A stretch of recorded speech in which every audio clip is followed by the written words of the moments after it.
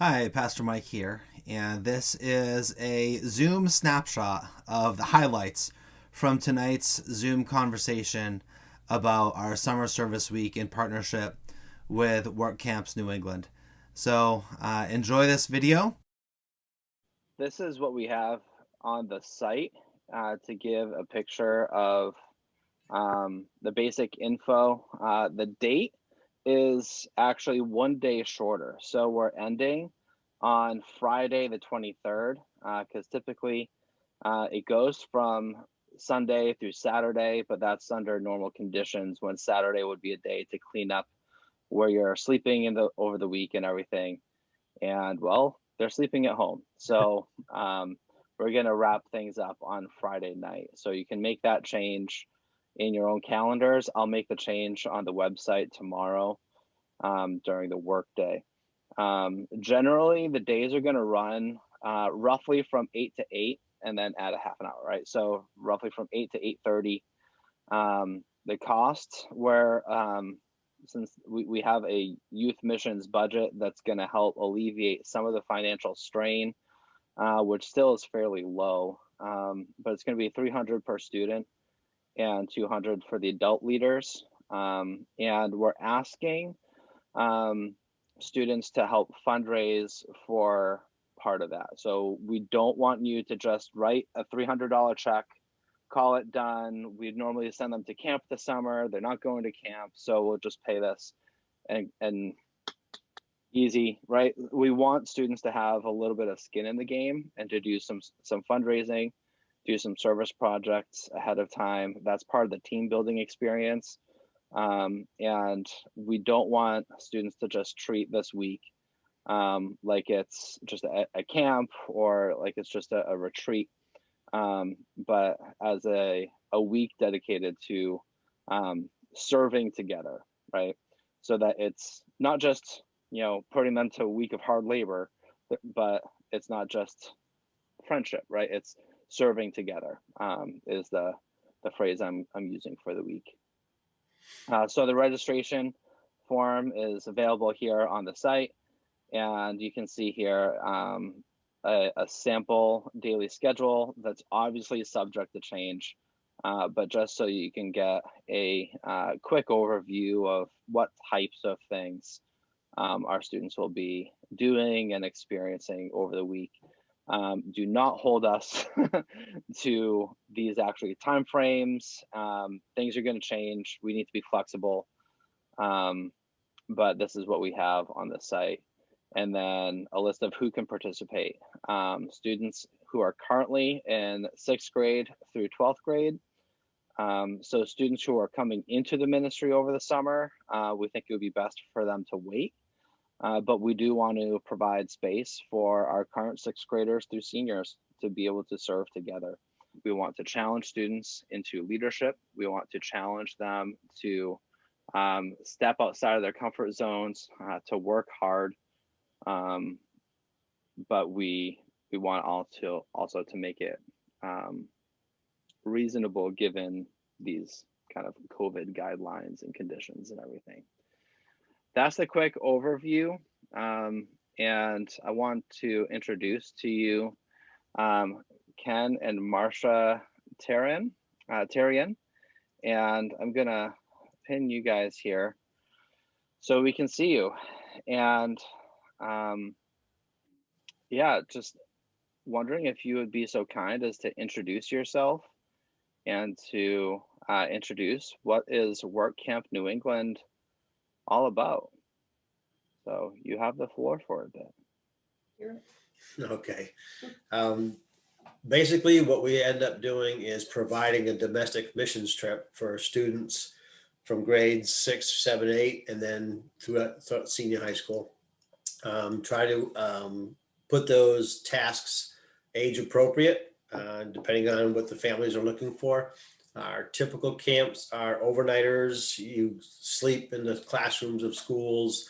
But because of the COVID situation, we've modified this model so that a host church has been identified, and in this case, obviously South Shore Baptist, will be asking us to join them. And we're trying to keep most of the projects fairly close to what we normally do. I've already reached out to one of the social service agencies down your way, but if you know of families that could use a hand, that would be wonderful. You can get a hold of Mike and he can pass along some names to us. The typical process for that is that what we will do is we'll gather all the names, we'll schedule an interview with the folks, we will visit them, talk to them about who we are, what we do, that it's students doing the work. We can't guarantee anything. We're basically an extension of them doing the work. However, that being said, there's gentlemen in the crafts, there are craftsmen that have been doing this work for a long time besides myself, that can, we can get the job done correctly and make sure that it's done properly. The one thing that we've talked to Mike about is seeing if we can identify maybe a contractor in case you have to pull a few permits down your way. That's the only thing that we would probably have to, partner up with the work side of things. Otherwise, most of the folks that we have are well-versed in what they'll be doing. If you're not, we provide the guidance to be able to do that. The projects that we undertake are typically some scraping and some painting, some, deck work. A lot of people would like to see their decks restained, a couple of boards changed over, maybe some new stairs put on, and we can typically do all that. Maybe there's an entryway to the house that's kind of fallen apart and we can replace that. Typically we do like a 4x6 stoop, 2 or 3 stairs heading up to the doorway. So those are the types of projects. We do some yard clearing, but that's usually just to approach the house. We try to stay away from yard work as the main item, only because we want the student experience to be a little bit more than just doing, leaf raking and stuff like that. That they typically do in projects that maybe they've used in order to do some fundraising to get to what we call the work camp experience. So we want to make it a little bit more challenging for them. We try to make sure that we get all things done. We explain to the residents that we don't have control over the weather. So if we're scheduled to paint a house, typically we try to start in the front, hit the sides, go around the back, and try to get it all done in the amount of time that we have. With you folks, it's going to be a week. So we're going to try to gauge, the scope of work so that technically and safely we can get it all done and provide something for the homeowner so that, we don't start something, take out a window or something and say, oh, that's all we have time for. See you later, big hole. So with that in mind, we typically will visit them, ask them their wish list, kind of look it over, talk about it. Is this something that students can do in a 1-week time frame? For a lot of people, sometimes, especially if you have like 1 or 2 contractors in the church, they might look at the worksheet and go, okay, so what are we going to do after Tuesday? But you got to remind them you're teaching students how to do some of this stuff. So it takes a little bit of extra time. You want to engage them, and that's kind of the purpose for, presenting some of the work. So it might look a little scaled back, but typically we've had good success in making sure that we've completed most of the task at hand. Like I said, the only thing that we typically get in trouble with is the weather. One of the feedbacks we often get is, it's Monday, it's Tuesday, Monday is all done. The crew leaders come back and they're, man, we're going to be done by Thursday. This is awesome. You got to find us something to do on Friday. And we just make sure that we tell all the crew leaders, you have not hit the Wednesday wall. Monday, everybody's excited. They're gung ho. Tuesday, they start getting into a little bit of a rut. And Wednesday, you need firecrackers and tasers to motivate them. So, that's just the way it plays out. And then by Thursday and Friday, they're looking at, okay, I might need some help. But we're used to it. We've seen it 100 times. Those projects are such that we're pretty confident that we can finish what we started when we visit the residents. Students should have a pretty good time on the sites. We try to make sure that the crew leaders gauge the work that's being done along with the devotions that are they're really just group discussions. The devotions come personally in the morning. And then Mike will probably lead or have some of his leaders do some greater discussions in the evening after the speaker presents the theme for the week, which is hope for us this year. I think Mark has the scriptures all set. I haven't seen them yet, but he was coming in between two. One was coming out of Hebrews, and I forget one of the other ones. So last I checked, he was kind of leaning towards Hebrews, so I got to double check with him. But Mark, who's not here tonight because he had a prior commitment, he does all the programming. He gathers the band, books the speaker, and takes care of the student, basically student interface. My typical role is to work with the contractors and the gentlemen who are in the trades to make sure we've got all the work done, scheduled, work with the social service agencies, for family referrals. If the church has some referrals, we'll do that. But that's kind of where we're at. And right now we're doing pretty good. We're just waiting to see numerically how many students are going to sign up, because basically the biggest driving force is two different things. Is obviously trying to recruit homes to work on, which can be very difficult. The second thing is how many students we have, because for every 5 students, that's one more work site that we can contribute to. So once we get a solid number of students, and then we know, okay, we can target 3, 4, 5, 10 different families. From that standpoint, building the work sheets and tells you what we're going to do. That comes a little bit later. Typically, a lot of times you won't know what you're doing until you arrive on campus, and that all depends upon how registrations go and how many changes we have in the course of that. We find that oftentimes,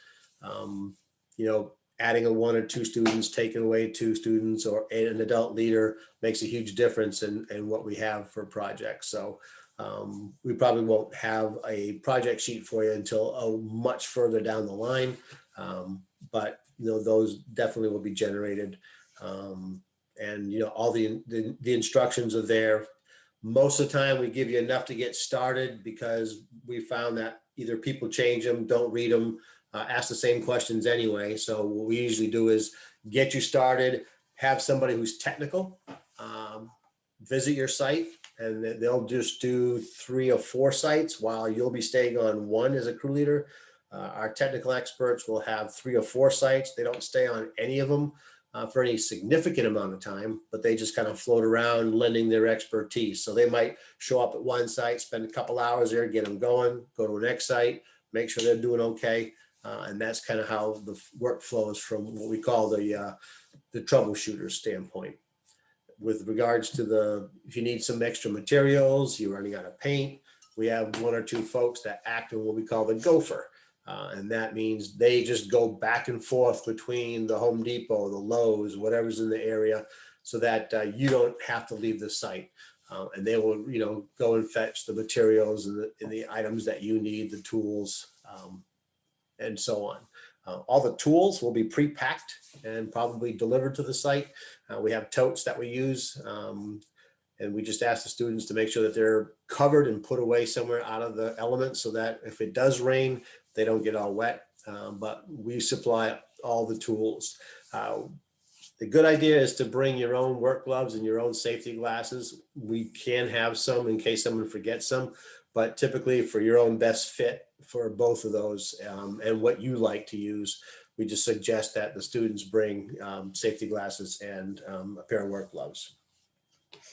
I think that covers most of it.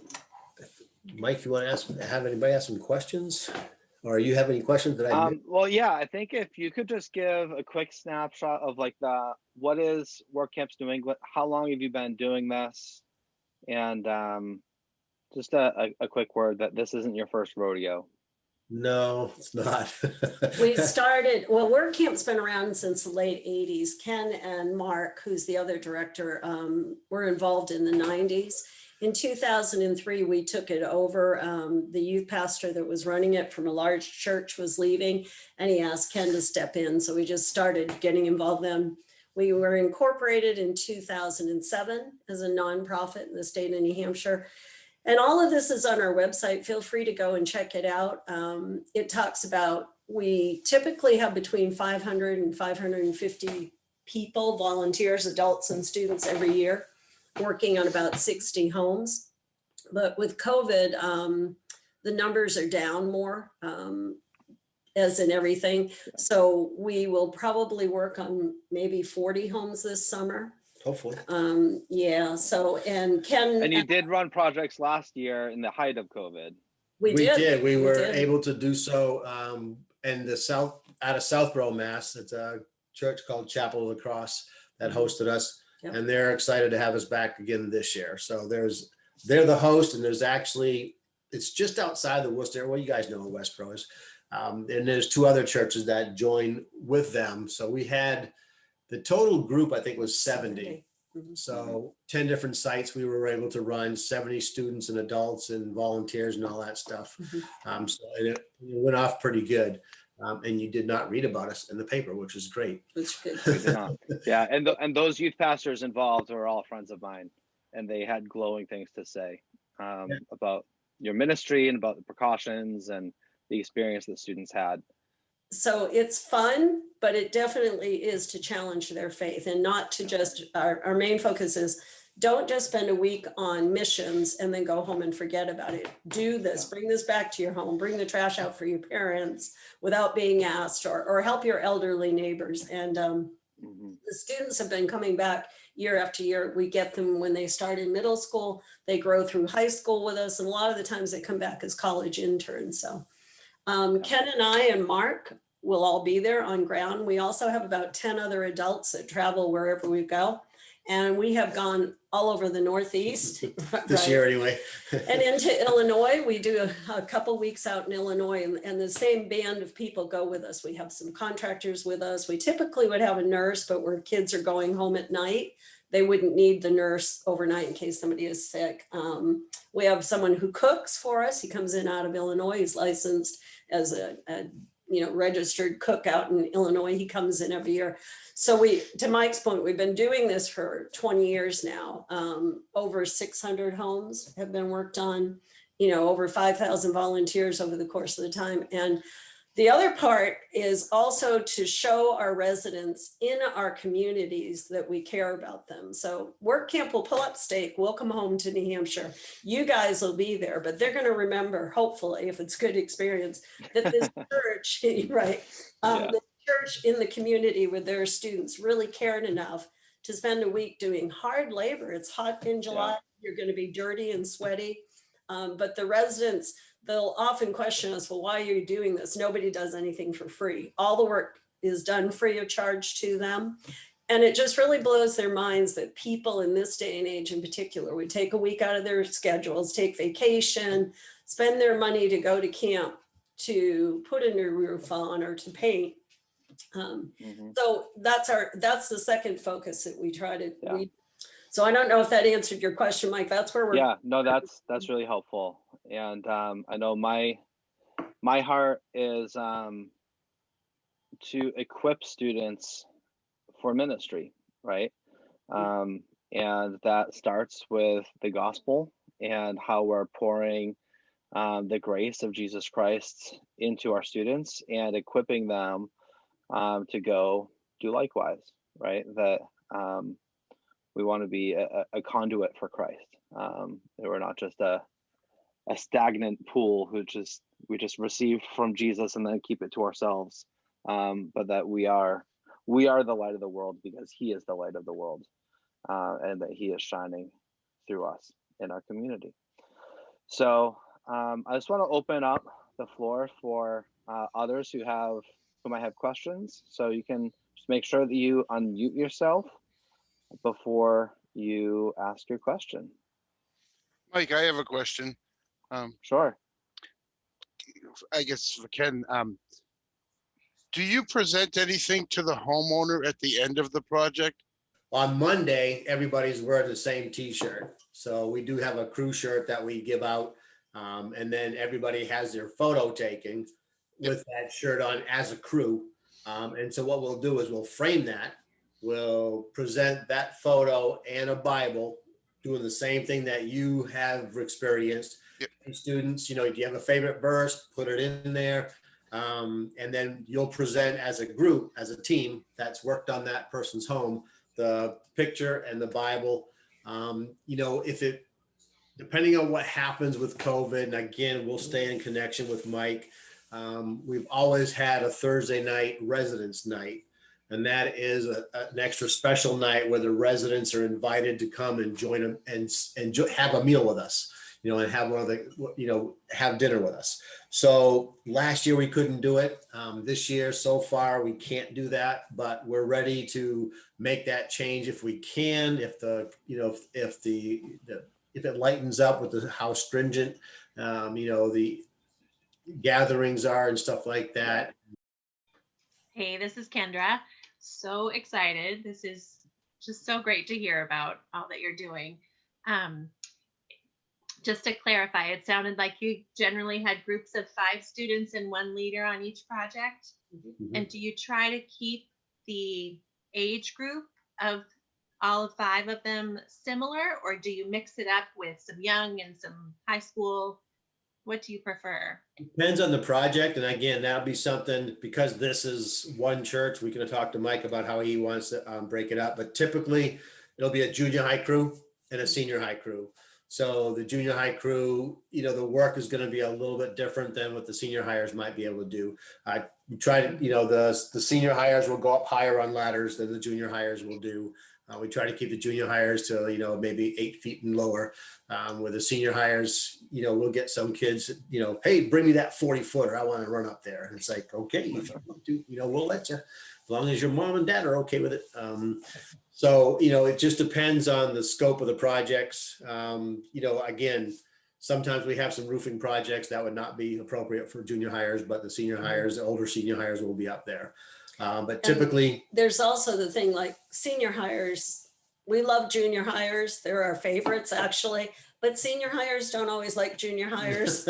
And so to put them together, it's just not always a good mix. So we try to keep the younger kids together, the older kids together. We break it up by gender so that, some of our girls are our better workers, honestly. So we, a couple guys, couple gals on a site.